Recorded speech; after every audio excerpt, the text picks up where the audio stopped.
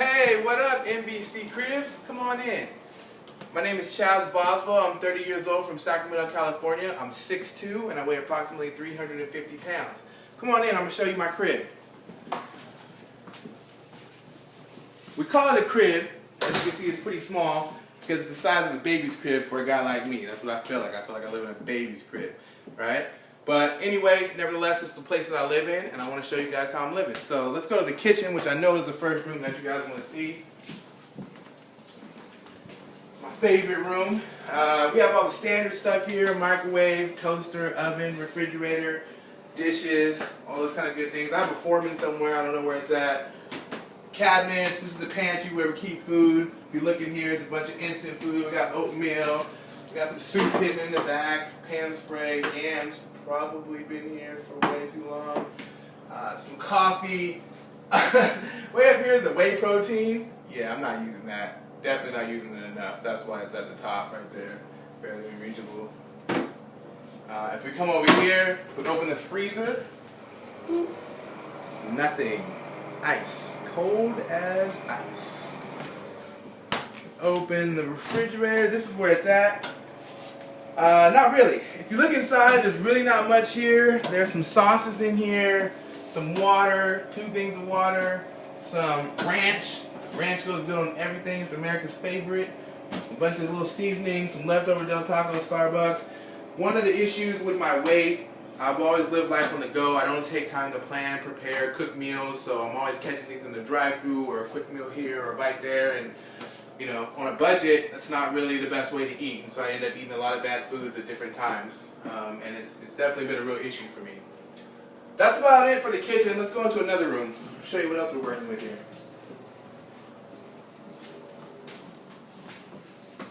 This is the living room, aka the war room. I actually share this small apartment with a few other folks. We all decided as a pact, in order to reach our goals and dreams, that we had to make some sacrifices, and one of them is sharing this apartment so that we can conserve resources and money. But in order to do that, we made an agreement to all put up our goals. You can see them. I don't want to show everybody's business, but the idea is that if we put our goals up, we can see them every day and we can hold each other accountable for reaching our goals. There's some wonderful people that I live with. We just all need support in order to get where we're going, and I really believe in supporting each other and rolling as a team. So we do a lot of stuff in here. There's dance rehearsal practices in here. There's a hair salon in here sometimes. We have meetings and brainstorming sessions in here. Rarely watch TV. We don't have cable or anything like that. You can see there's a bunch of DVDs. I think we've seen them all the time already. And some books. We do read. We like to feed each other's brains here. There's a sofa bed couch right here when we have company. No one ever actually uses it. I think everybody that sleeps on the couch because it's pretty comfortable, although your butt sinks in right there sometimes. That's pretty much the living room. Let's go into another room. Check this one out. The patio, the bathroom. I spent some time in here. I'm a big guy. Spend some time in the bathroom. The only thing I really want you to see, actually this was furnished by me, IMEA, not IKEA. This is a toilet. So I want to show you, it's sturdy. This is a big man's toilet. I'm a big man. Spent some pounds and some pressure on this bad boy right here, so it needs to be sturdy. I'm known to break a couple of those in my day. Sorry to any of my friends. Eric, if I broke your toilet and I said I didn't, I lied, I did. Sorry. You find out sooner or later. Alright, that's it for the bathroom. Next, let's go into my room. This is the king's room, what I like to call the king's room, where I come to relax. So, first thing, big bed, big boy. Gotta have a big bed, something that supports me. I can jump around and play on it if I want to. There's a wood finish right here. The letter's just for looks. I'm not balling. That's just how I'm rolling right now. Every morning, there's a trash can right here. You'll probably find some snacks in here, some late night eats. I covered it up right now. We're not being that honest right now with you guys, so let's cover that up. When I wake up, I get up in this position, and there are some things that are here in front of me every morning that I get up that I like to look at, and it helps me start my day. The first thing right here is a picture of my lovely mother, the most incredible, intelligent, supportive woman I've ever met in my life. She has taught me so much. She has made me the man I am, and I like to wake up to her picture because it helps me keep in character the guy that I want to be and how I want to raise my children when I have a family. And just good for character. The next one I look at is a picture here of an ex-girlfriend of mine. And, alright, NBC, look at me real quick. NBC, look at me. I'm not a stalker. I promise. I'm not a stalker. I keep that picture there because we had a pretty good relationship. I think we broke up because I wasn't able to show her that I could take care of myself, which it's hard to convince someone that you can take care of them if they don't see that you can take care of yourself. And it's, you know, a huge reason why I want to be on this show is because I need to learn how to take care of myself first before I'm going out and trying to help everybody else. And it's a really hard thing for me to do. So this picture helps motivate me to think that way. You need to take care of yourself. You need to take care of yourself. Then I have a paddle that's up here. My fraternity, Chi Rho Omicron, I crossed in 2000, Epsilon, Gamma. I was the first black man in my fraternity. Amazing. It's in history already. But it reminds me of brotherhood and our foundation and all the good friends that I had and a lot of lessons that I learned. Then I have some awards that I keep in my room for just personal motivation. One is my first big award, or actually certificate, and it was for a substance abuse prevention specialist trainer. It allowed me to go around the country and train other people on prevention tactics, and that was big. I was like 18 when I got that. When I was 20, I became a president. I was a president 2 years in a row for the Resolve Lions Club. It was a great experience. I think I was one of the youngest presidents in Sacramento ever, and it was another one of those great opportunities that I got to have. Then I have an award from when I was a teenager for a drug education camp that I used to do. We used to take underprivileged young people, like I was at one point, out to an Air Force base and really teach them about how to make their lives better. My two favorite awards are actually on this side of the wall. I know it's kind of weird that they're over here, but they were given to me by the California State Assembly, and they're both about leadership. This one up here was given to me when I was a high school student, and it was for being an exemplary leader as a youth. And it really propelled me into wanting to be more of a leader. Like, it really gave me more confidence. This one I got last year as a leader, being a part of a program called the Nehemiah Emerging Leaders Program, which is really about people in Sacramento stepping up to help this community and advance it and to bring innovation and leadership and collaboration to the area. This picture right here is given to me on one of my birthdays by some of my friends, and they all kind of made little comments on there, and so it always reminds me of the people that I have in my life that are special to me.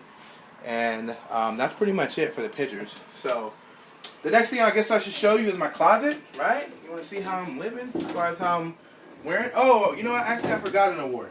Let me bring this one up. This is the heavy one. This is the big boy. It's Sacramento 30 Under 30. I'm 30 now. I got this award last year, so I got it the last year I could possibly get it.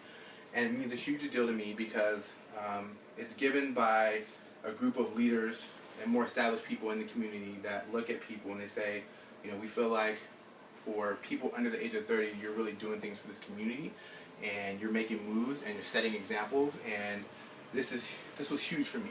There's another one called 40 Under 40 that I'm hoping to get, but for right now I'm settling for this. It makes me very happy to have it. So now I will show you my closet.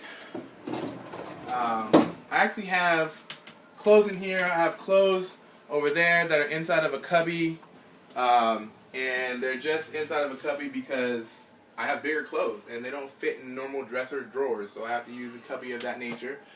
But if you look back over here, I have a lot of dressier clothes that I rock. I like to think of myself as a snazzy dresser. I have a lot of good-looking friends who dress very well, so I try to keep up with them. I don't want to be the guy standing out. When I go out, I try to look snazzy. I put on things like this, a hat. Check it out.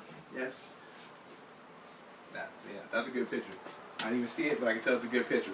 I get a lot of compliments on my face, which is kind of insulting, but I guess that's why I'm on The Biggest Loser, because I want my body to match my face.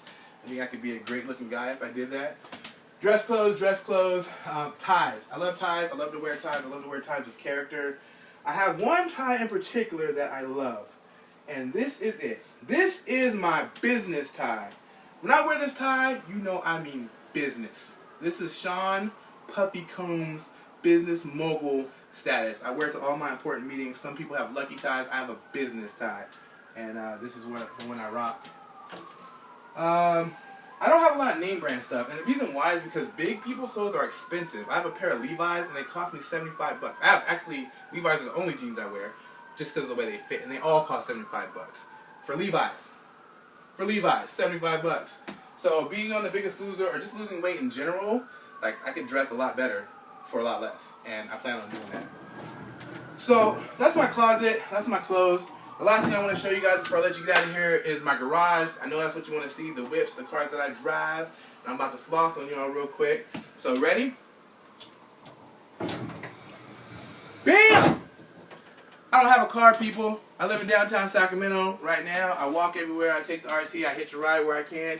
So these are my cars. This is my garage. As you can tell, All Stars, I am a Chuck Taylor's fan fanatic. Chucks, Chucks, Chucks, Chucks, Chucks, Chucks, Chucks. Chucks. I'm wearing Chucks. I have some more Chucks in the living room. But I do have my fancy cars, right? My Lamborghinis are my dress shoes. I got some Stacey Adams here. I got my sports cars, which are these bad boys, tennis shoes I play basketball in. I got some other running shoes. I do run occasionally. And then I have these. And these are my favorites. Man, what you know about toe shoes? Everybody's got them. Every celebrity. I seen them. Diddy had them on his crib, so I got some. Just kidding. The doctors say they're not good for support, but I feel like they're very comfortable and relaxing. They make me look good, and I feel good in them. So if I were you, I'd run out right now, stop watching this video, and go get a pair. They're that important. Make it happen. Alright, that's all for my room. So let's take you guys back out this way.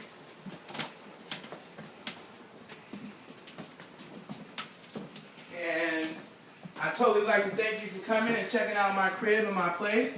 But it's about that time. You're going to have to go. So head on out.